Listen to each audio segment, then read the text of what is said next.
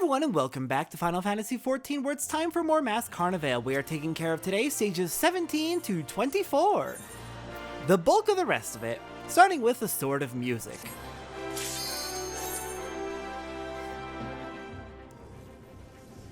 Alright, we have two acts in this stage. First off, we have Left Claw and Right Claw, both weak to lightning damage it looks like. Left Claw will reflect magical damage, while Right Claw will reflect physical damage. Which means we need to fight the Left Claw with physical attacks, such as Sharpened Knife, and the Right Claw with magical attacks, which is most of your abilities as Blue Mage. Not too hard, our physical attacks are thankfully decently strong. Sharpened Knife is pretty good. And gets better if you've, I believe, paralyzed the opponent first. So yeah, let's go ahead and take care of Left Claw with those physical attacks. And then we can switch to electric or lightning magical attacks on Right Claw after we use our big primal attacks to do massive damage. And then wear you down with Glower.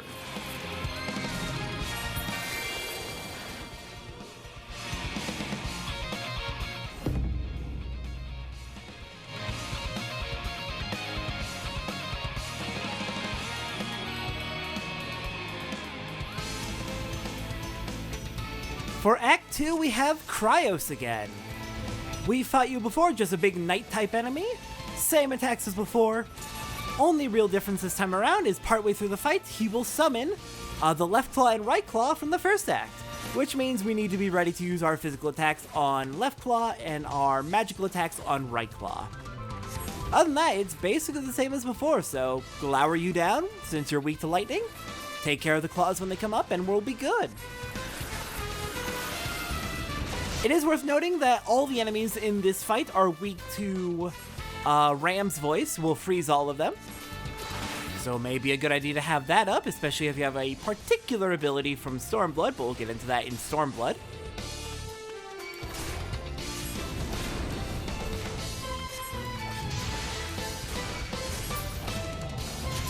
And I will meet you back at the next stage.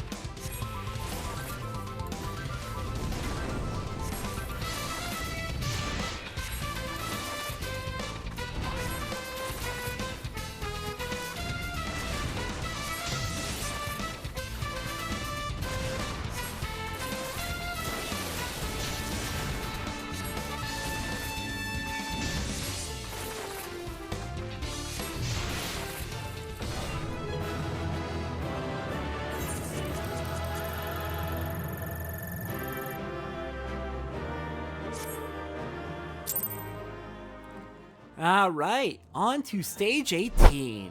What do we have this time? We've got Midsummer Night's Explosion. Ooh, this is a fun one. So we have a Manticore as our boss, and a whole bunch of explosive barrels.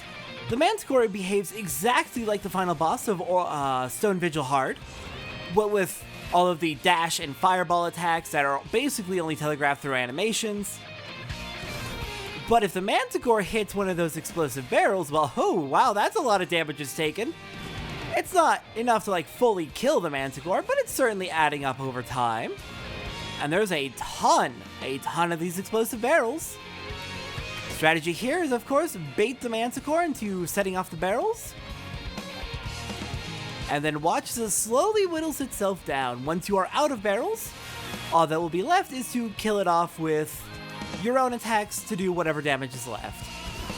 It is a good idea to be doing your own attacks in the meantime, since this is a otherwise fairly slow fight, using the barrels to weaken and kill the Manticore. Alright, we'll go back for those 2 barrels over there later. We accidentally got pushed past it. Also, I think I set off the powder keg that time.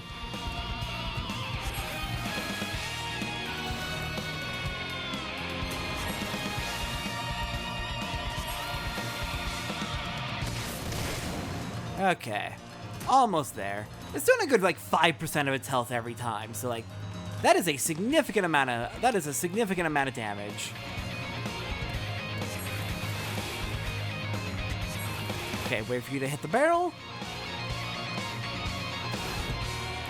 And now we use our big attacks.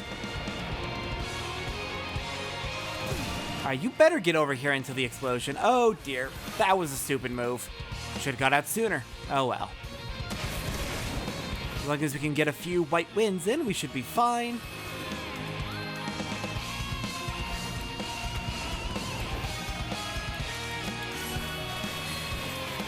For the most part, I think I played this one a little bit too cautiously.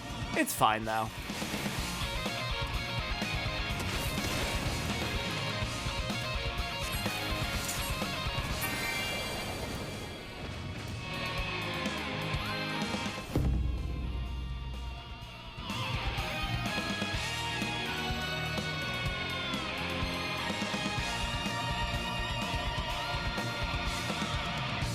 Second verse, same as the first. This time we just have 2 Manticores. But good news, they can damage each other. So keep them close together. Make sure they're hitting each other with their attacks. It can be very funny how much they just wear each other down. Like, look at that. That was a huge chunk of damage that Manticore on the right took. Manticore D. It is beautiful, beautiful how they wear themselves down. Basically, if you're careful enough, you can pit them against each other and, barely have to do any fighting yourself. Alright, I'll go ahead and meet you at the next stage.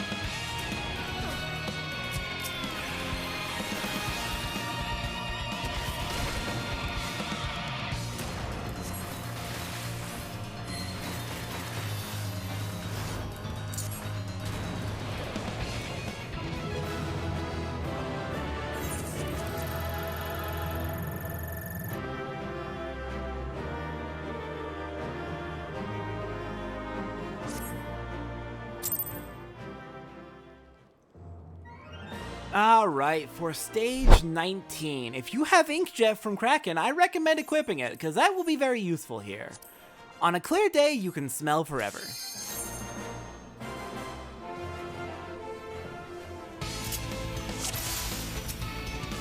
Alright, so, let's see. Reflective Rebecca is immediately going to cast Reflect. So, any abilities, any magical damage she takes will be reflected back at us. Normally, you need to use physical spells in order to kill her.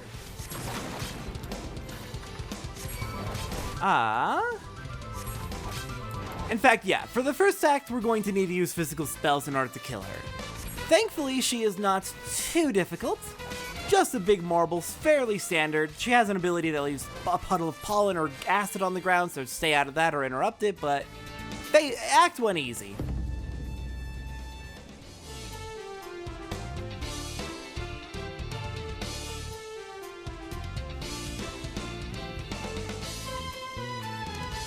Act 2 is almost identical to Act 1. We can get out 1 or 2 magical attacks before her reflect goes up, but then we are back to physical damage, and thankfully, again, like, our physical attacks are pretty strong. And I think Mountain Buster, yeah, Mountain Buster looks to also be a physical type attack, so that's also worth using. But she has an ability that she's going to use probably soon, I expect. Here we go, Schizocarp. When she uses this, cast Inkjet. It will reflect back off of her because she has Reflect on, and make us blind. Which is useful because all of the enemies around the arena that she has just spawned are going to cast a massive gaze attack. But if we're blind, because of this wonderful thing called Inkjet that we reflected back on ourselves, that's not going to do anything to us. Inkjet is very, very good in this fight. Alright, that's about all that's worth pointing out about Reflective Rebecca. Or, sorry, yeah, Reflective Rebecca, I had it right. So on to stage 20, I'll meet you back for that.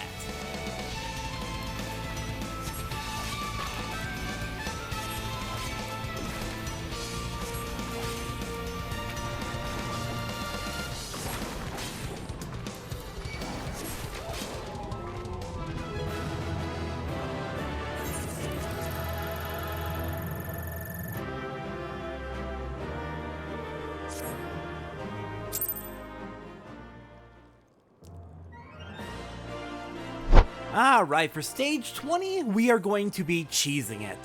Miss Typhon. 3 acts. I recommend you come in with Final Sting and as many buffing abilities as you can. Also, Diamondback is pretty good. First act, we're fighting Typhon. Hello, Typhon, it's been a bit. We fought you back in a Hildebrand trial. There is not too much to worry about with Typhon. There is one point where we're going to need to use Diamondback, and that is going to be right after Snort. Actually, that's going to be as Snort is about to cast. We're going to use Diamondback because Snort's going to immediately be followed by 3 unavoidable Fireball attacks. And it is almost impossible to survive unless you have Diamondback up to protect you. That's really all that needs to be worried about for fighting Typhon, so now we just take him down. Take them down and move on to Act 2.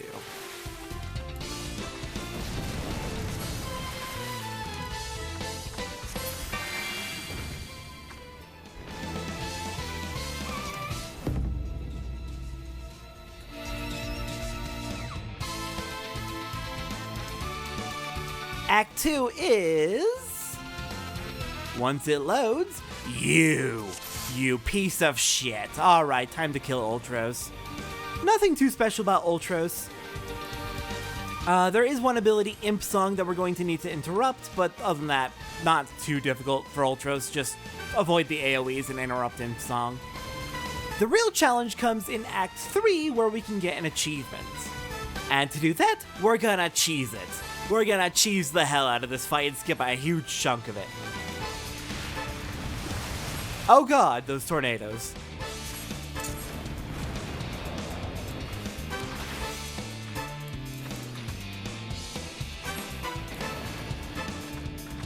And yes, Ultros is of course weak to fire, so toast the squid. Or octopus, I honestly forget which. 1, 2, 3, 4, 5, 6, 7, 8. I see 8 tentacles, so octopus. No wait, I see 7 tentacles. You're nothing! Nothing, sir!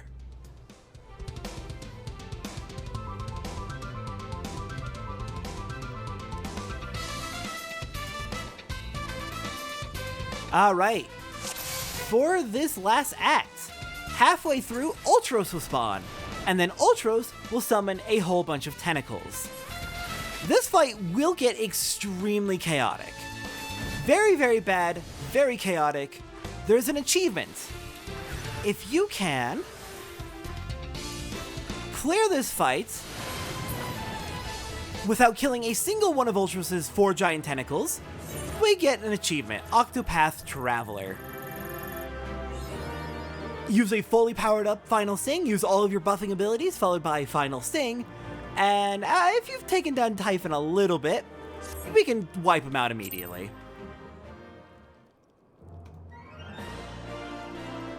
Alright, moving on to stage 21. Chimera on a hot tin roof. Alright, what do we got here? Okay, we've got 2 acts here. Looks like 2 imps to fight, both weak to fire. Not seeing too much interesting or concerning on my notes here. Looks like the only thing to really worry about is interrupting Void Blizzard and avoiding the AoEs.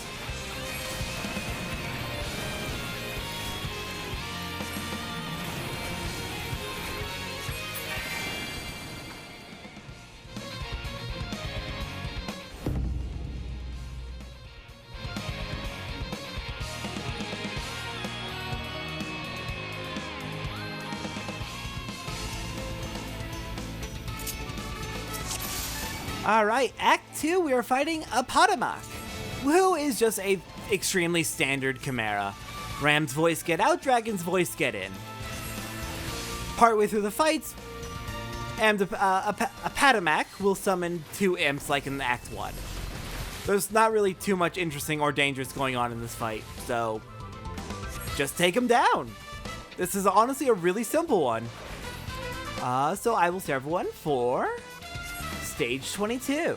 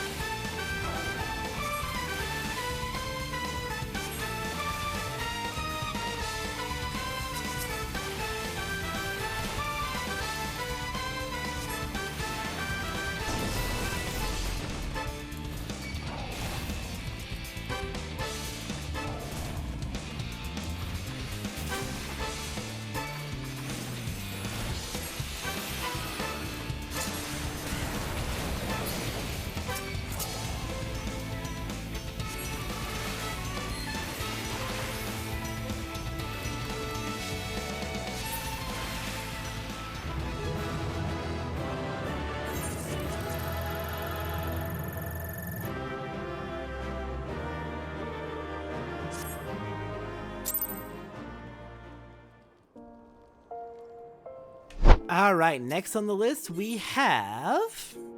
Stage 22 is going to be Here Comes the Boom. Ah, yeah, this one's a bit tricky.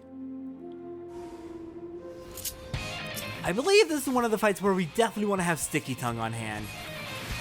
Act 1, we have 4 arena grenades. Hit them once and they explode. Not a big deal, just clear them out. It's a slight tutorial for what we might need to know.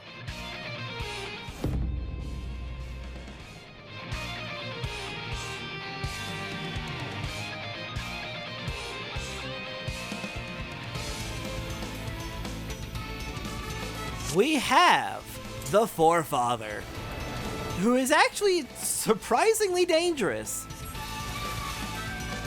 Alright, dodge the AoEs as is usual, wear you down with some damage. Definitely get out of those sap casts. Oh, dear God. Oh, that looks nasty. Actually, this looks kind of like a Shiva mechanic, just one open spot, one safe spot to get to. Specifically a Shiva Extreme mechanic. Occasionally, the Forefather will spawn arena grenades. We need to kill them immediately, because if we take too long, the Forefather will actually blow them up with ignition, and that will cause us to wipe immediately. Do not let him ignite the bombs.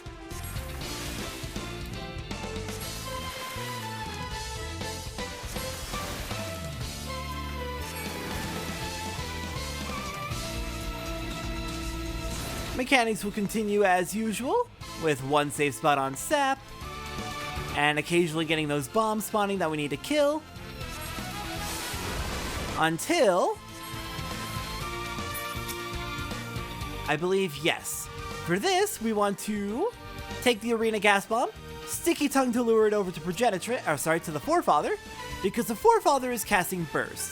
And if Burst goes off, we wipe. But, thankfully, the Arena Gas Bomb will interrupt the Burst attack, allowing us to safely continue fighting. So, yes, I believe it is grenades we need to kill immediately so they don't get ignited, and gas bombs we need to lure over to the Forefather to interrupt Burst. And that should be it for this stage, so on to, I will meet you at stage 23.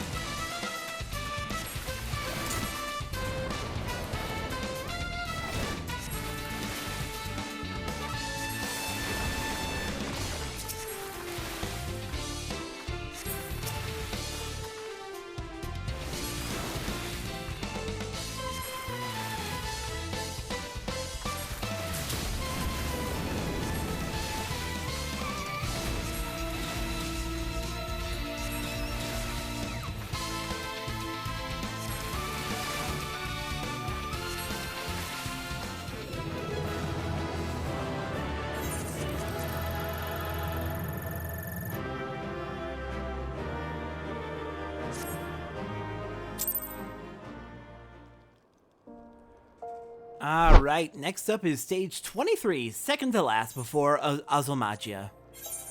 We've got Behemoths and Broomsticks. It's a fairly standard fight against a Behemoth. You can fight one as a world boss, you can fight one in Labyrinth of the Ancients, though it's actually very, very weak with how gear works. First ability to watch out for is Charybdis, which will spawn a giant tornado, which will persist. Don't stand in it. While we're going through this fight, I want to give a huge shout out to the Icy Veins website. They have a Masked Carnivale guide, which is extremely helpful, was extremely helpful in getting through these fights. Trounce of the forward cone AoE, Comet, what does Comet do? Drops comets around the arena, fair enough. Okay, so we gotta dodge the Charybdis tornado, dodge the comets that are continuing to come down, dodge the Trounce cones. Fun! This is a chaotic fight. This is a very chaotic fight. I believe having Diamondback is a great idea here because one of its abilities, we'll get to it. Okay, more comets on the way.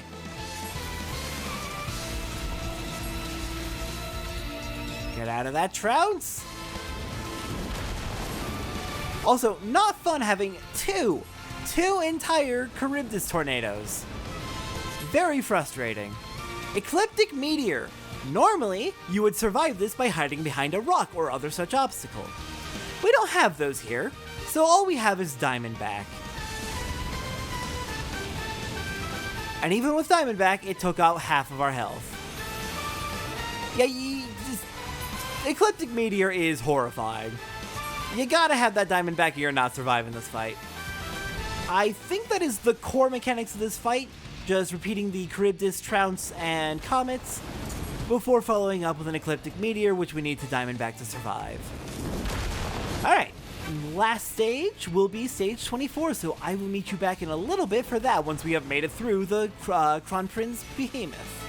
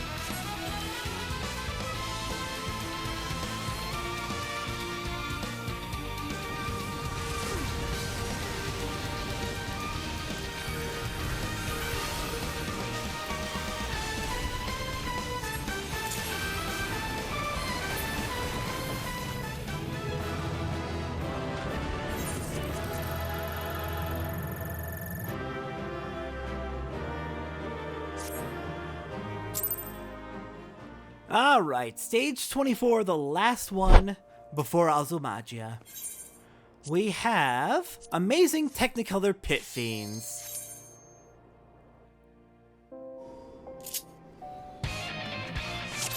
I recommend having Diamond back for this one. We're starting off on Act 1 with an Arena Viking and an Arena Magus. I believe Viking is weak to magic and Magus is weak to physical.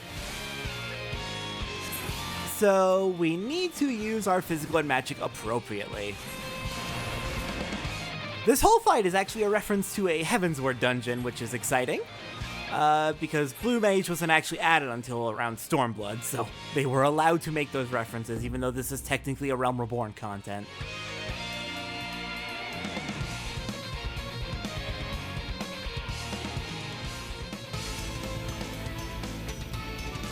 Alright, next up we have the Arena Scribe. Hello there. Alright. Arena Scribe's gonna try and use Silence on us to prevent us from using magic. Interrupt that immediately. It will then use Condense Libra, which will give it a massive buff, followed by Triple Hit. And if we are not using Diamondback when that Triple Hit goes off, well, that buff, well, I guess it's a debuff on us, a physical vulnerability up. If we don't have our Diamondback up, or some other way to get rid of that physical vulnerability up, that Triple Hit's gonna murder us, so have Diamondback up. Have Diamondback ready for surviving the Triple Hit.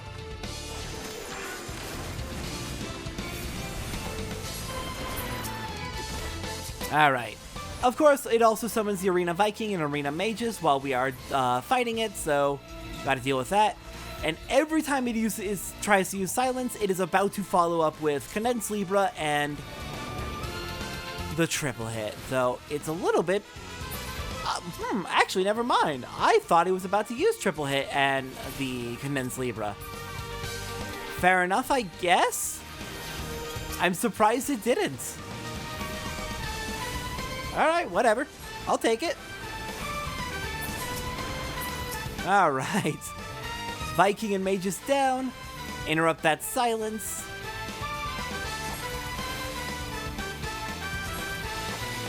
Huh! Genuinely surprised you didn't try to use it again.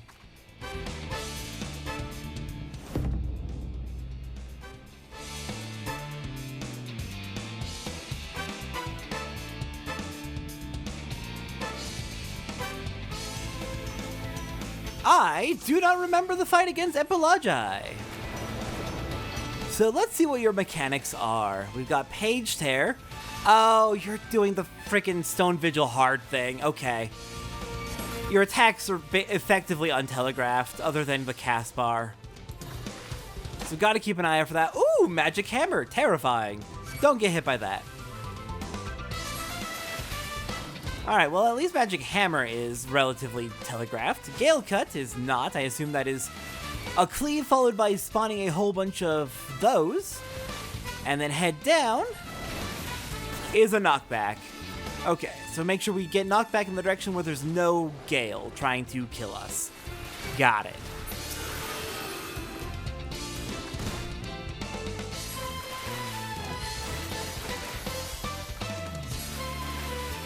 Okay, I think...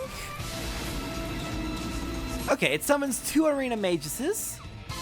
Oh, we gotta kill those fast. Okay, have something like Drill Cannons on. You want a physical, ranged ability. A powerful one, something that's gonna kill them immediately. If you let those Arena Maguses stay up too long, they have abilities which will effectively instant kill you. So, those are top priority. Physical ranged spells are going to be your best option here.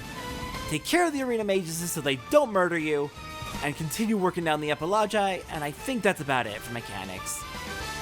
Okay, that seems fairly straightforward. Just have to have Diamondback and Flying Sardine and a physical range spell like Drill Cannons. Got it.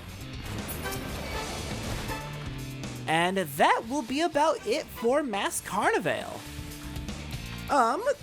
If you want to go for those weekly bonuses that give you a ton of rewards, I recommend looking up. There are guides on various wikis that tell you how all the bonuses work for Masked Carnivale. All those bonuses you can see right here, which are required for getting a lot of those weekly challenges done. But other than that, next time, I believe, we are heading forward to stage 25 and finally confronting Azulmagia. I will see everyone next time as we take down Wastrock at last.